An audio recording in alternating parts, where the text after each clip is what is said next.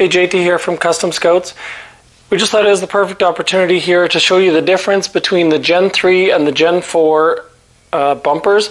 Now this is on the rear bumper, but the changes will also apply to the front bumper.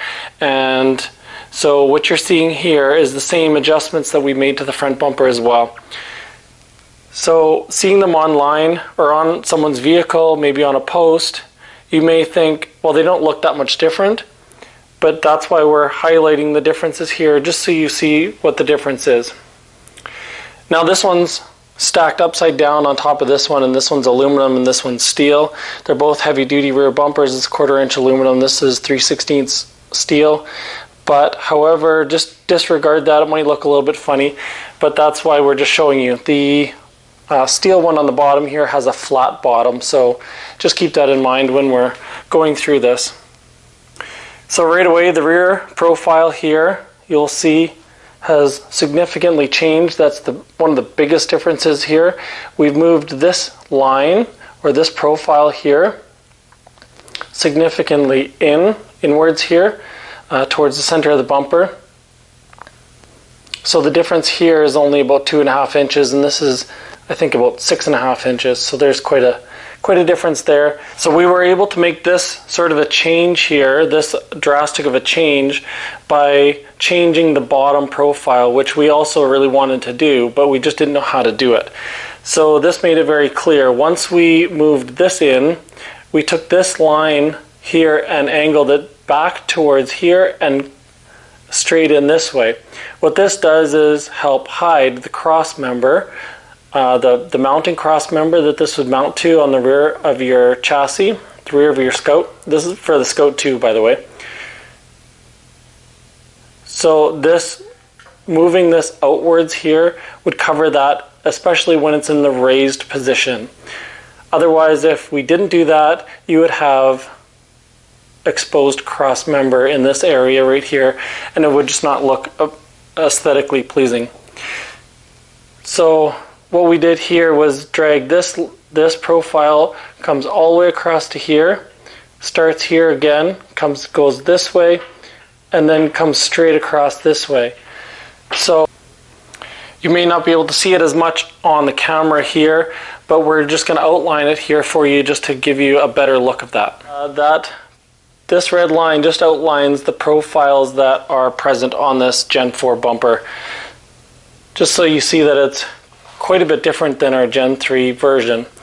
So that changes the front profile, it changes the bottom profile, and then in here you'll see that this D-ring here has been moved over 2 inches in the Gen 4 version. And then one more major change we made from the Gen 3 to the Gen 4 bumpers is that we angled this downwards here in this location.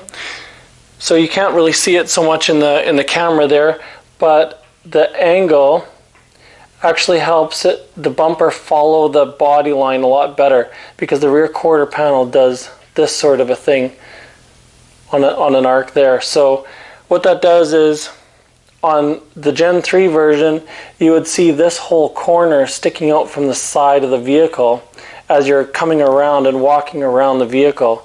So just cleans up the look a lot better.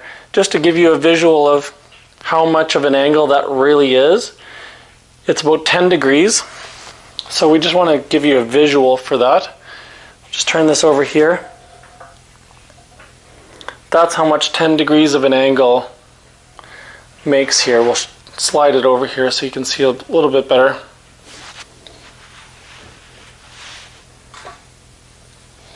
So that difference right in there, that's about 5/8 to 3/4 of an inch difference from here to there.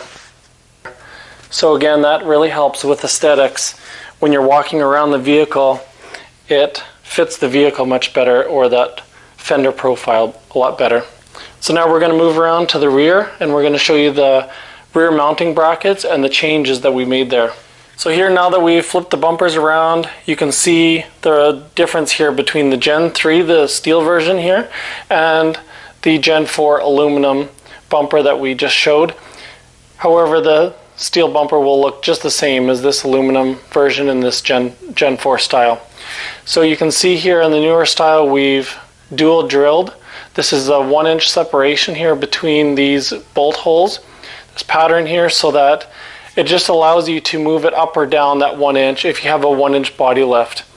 Now, it doesn't matter if you have a suspension lift or not. This is only in regards to the body lift itself. Now, here in the Gen 3 version, we had a single hole pattern, a little bit of a slot in the hole in some of them, but that's how we had this, and you would have to actually weld this bracket on, flipped 180 degrees and moved over to the other side of the bumper so that you could gain that 1-inch lift. Now you can gain the 1-inch lift on the Gen 4 version just by unbolting the bumper and rebolting it in the other position. Now what that does for you is say that you build your vehicle without a body lift, and later on down the road you put a 1-inch body lift on, or even greater than a 1-inch body lift, you can move this up, that 1-inch difference there, so that it follows the body itself. And what that will do is help you keep all the proportions, the widths and everything else look proper as you move the body up, because there is a taper or a radius to the quarter panels. So as that quarter panel moves up, it just changes the look of how the bumper looks on your vehicle. So we offer this as a standard option. They all go out just like this. It just puts the options in your hands and how you like to see your vehicle or how you want it to be used. So the brackets still have as well this brace here that goes through each of the brackets. That's located here as well on the steel one. You can see that welded through here and welded, this one's welded right through here. So it actually comes all the way from the front of the bumper. It's a little panel and a bracket, and it comes from the front of the bumper all the way and welds on the bottom and then comes through this bracket. So it strengthens the bracket, it helps align the bracket, and it just has a number of different benefits there. We still retained our 1-inch hole here as well. This is for electrical to go through, so you can push it through there and put a supplied grommet through there. So we supply that grommet with the kit. There's also a 1-inch hole down here, and that's where your electrical would go through there. So you can put rock lights on, you can put any kind of fog lights or chaser lights or anything like that in the bumper later on down the road, and that provision is there. So now when we move to the top of the bracket, you see here, this is the Gen 3 version, this is the Gen 4, quite similar. Some dimensions have changed on this just because we did the dual drilled pattern and so on, but overall it's the same idea.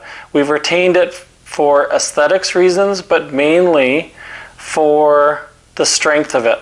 So this top plate here is a separate plate with your kit, or if you buy the already welded version, it's already welded on for you just like you see here.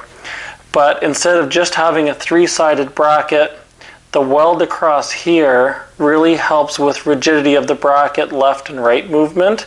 When there's maybe a side impact or something maybe pushes it, you're off-road or whatnot, and a rock pushes it over, it's not going to affect now your bracket here. Also helped by the brace that we talked about earlier that welds through here, and the brace comes all the way through to the front of the bumper here. Additionally, it gives another spot here to put a full weld all the way across here. So that's a lot of strength added in